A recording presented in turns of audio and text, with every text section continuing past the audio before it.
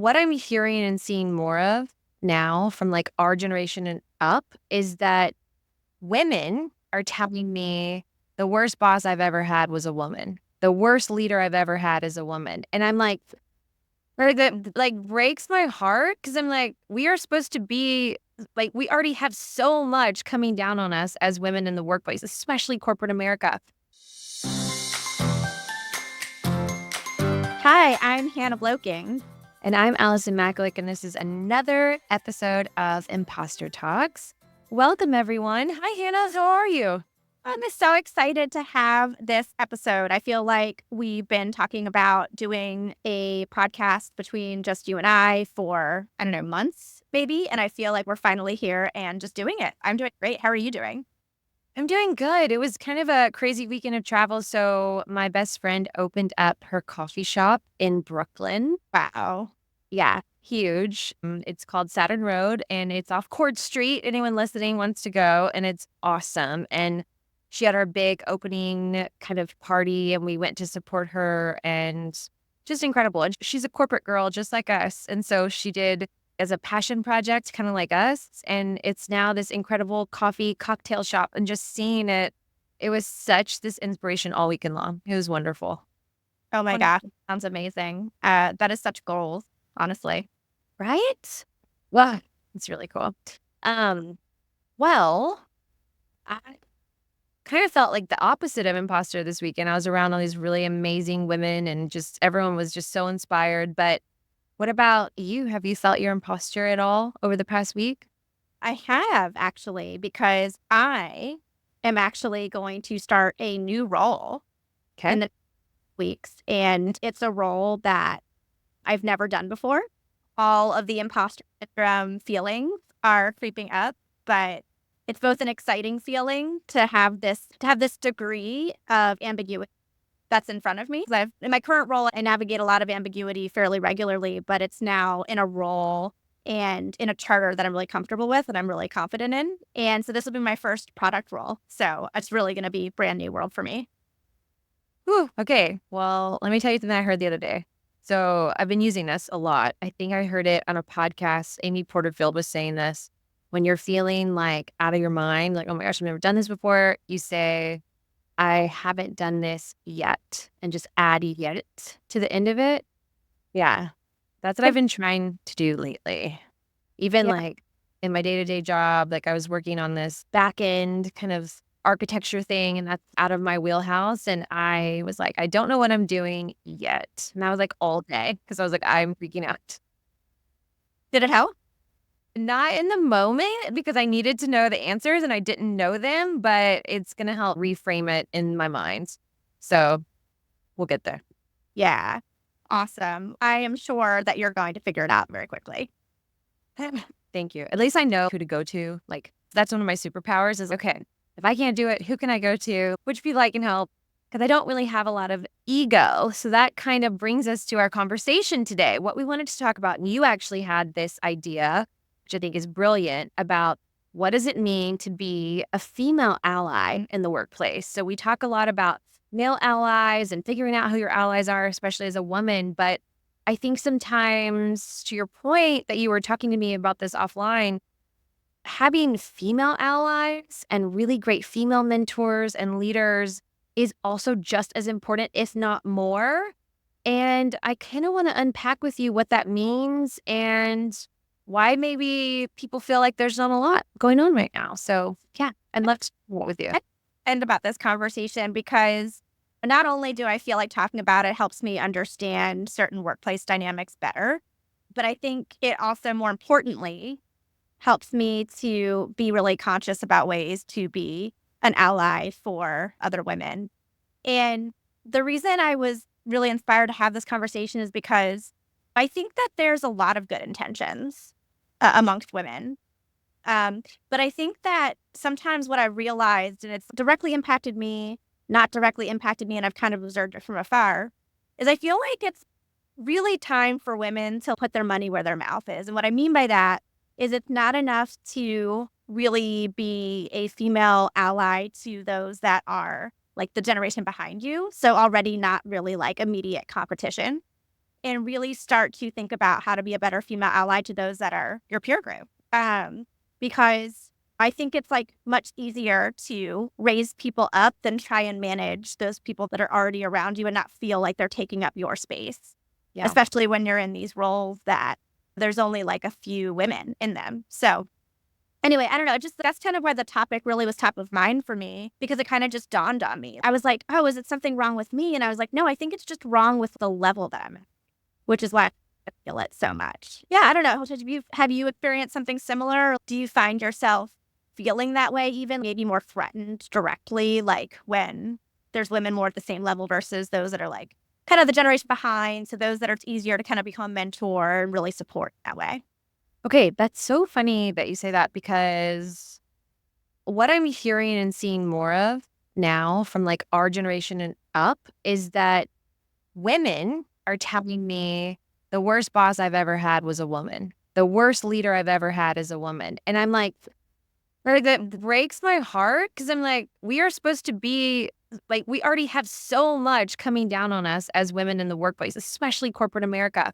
Like, we need to be there for each other. And I do think there's this like spirit of, I had to work so hard. There's only room for me here. You cannot be here either. And if that's almost a form of like sexism almost, against ourselves, which is almost like reverse sexism. Yeah. So I think when I look at it through my like imposter lens, I notice when people are operating out of fear or when people are operating from their like imposter place, things get kind of icky. And I just wonder if being a woman in the workforce, we feel those feelings like maybe we're not good enough, maybe we're not, internal anyways. And then we look at these other women as, like you said, competition when that's kind of the opposite of what we need to be doing. Like we need to be, here's room, here's pull up a chair, let me shout your name the loudest, let me make sure that you're in a room with me because I can't be the only one. Yeah. And I feel like I think it's so important because I know women that I've talked to personally kind of just feeling like you're automatically on the outs when there's like kind of a boy club. And it's not even intentional. It's not like men trying to intentionally shut you out by any stretch of the imagination. I'm lucky to have worked with a lot of amazing men who are intentional about welcoming you to the table, but it's like little things that, like you're at a conference in Vegas and it's 2 a.m. in the morning and they text each other to go gambling. Like it's not as like top of mind to text their female colleague to come meet them out because there is a different dynamic. So you miss out on these like micro things too that it's difficult to articulate. So going back to it, like thinking about there's this idea of the boys club, like I will say that men do seem to have this camaraderie of bro code. And I don't know that I've seen that as much with women. And it's so interesting because it's to what you said. Why isn't there the concept of the girls club? Like, why isn't it? No, if I'm saying this about somebody to Hannah, that it's basically saying it like they're in the room. You know what I mean? And I don't know. I just haven't seen that as much in my Yeah. experience. Yeah. I see it with these really strong women I follow on LinkedIn and amazing like women of color, like high ranking women executives, like little things you can do to change. Hey, other female in the room, what would you like to say? Like be really intentional when you're in a leadership position versus like, I have to say it or they're gonna think that there's something wrong with me if I don't have all the answers. And it's no, it's just your imposter. Like I think back to what we teach in our workshop about like perfectionism or being the superwoman or the different sneaky ways that imposter syndrome can show up. And I think that honestly, because for so long in the workforce, especially in corporate America, there's just been lesser amounts of women in there. And so it's almost like we've never really got to establish our girl code and we've never got to do these things. And so we come at it from this like scarcity mindset. That's what I see a lot too.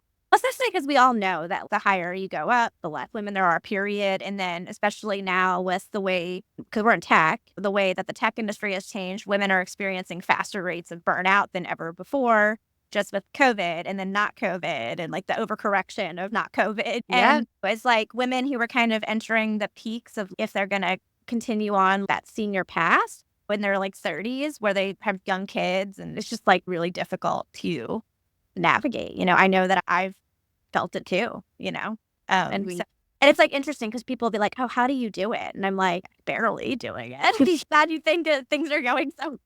Yeah, like, I'm not a superwoman. Like, I don't think that about me. Like, I'm tired and, like, something has to give, like, in order to literally lift others up. It's hard. It's not your here's something just being super vulnerable. It's not like your first inclination. And I'm working to make that my first, like, natural, like, come with me. Have you thought about this person? Bring this person in because when you are the only anything, it's almost like as a human survival, you're like, but I'm the best. Look at me, I'm the best, you know? And it's like, okay, I got to check my ego at the door because that's not what this is about. This is about like making space for others and really not just women, just like even diverse voices. That's Like, because it's just a bunch of dudes in tech. Here we are. yeah. But just to recap, it's honestly feels good just to speak openly about this because I feel it's like a taboo thing. Like people don't want to admit it or don't want to talk about it. But to you, what would you say are really great qualities or things that you look for in like a strong female ally? The first thing that I really look for is somebody that's proactive. So, what I mean by that is proactively engaging other women, whether it's to get to know them better, which in the world that we all work so fast, like you have to be really selective who you decide you're going to spend time doing that. But also, what I've really noticed is when people proactively include you or send you high visibility projects directly, like the reason you're brought into something isn't because you had to fight your way for it, which you do, like you'll have to do anyway. Like that is something everybody needs to learn how to do for themselves. But because you had to fight your way through it, or a man had to invite you to the project and recommend you for it. But it's like other women that specifically ask for you. And they specifically ask for you because they've observed that you're really strong in X, Y, and Z. Those are really the top two qualities, being proactive and both about just getting to know you and bring you into the fold, especially if they're more senior than you. And then two, yeah, like being the person to bring you into the table. Person bring you to the table, really what it comes down to.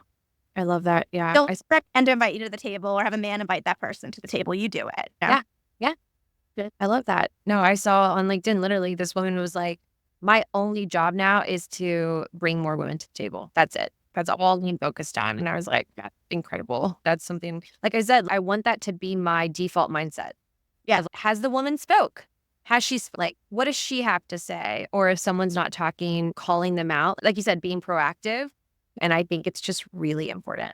I agree. And it's all of our responsibility. It's everything. Yeah.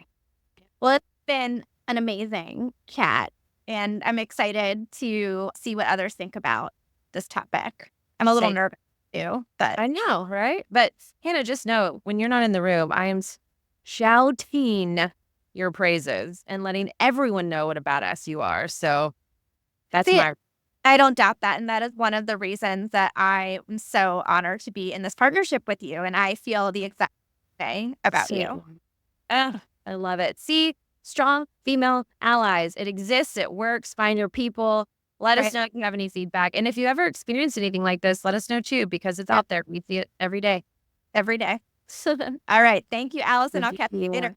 Thank you for tuning in to this episode of Imposter Talks. Subscribe, like, and review our podcast on Spotify and Apple Podcasts. And please follow us on LinkedIn and YouTube at 4under3. And we want to hear your imposter story. If you're interested in being a guest, please email us at info@4under3.io. Thanks so much.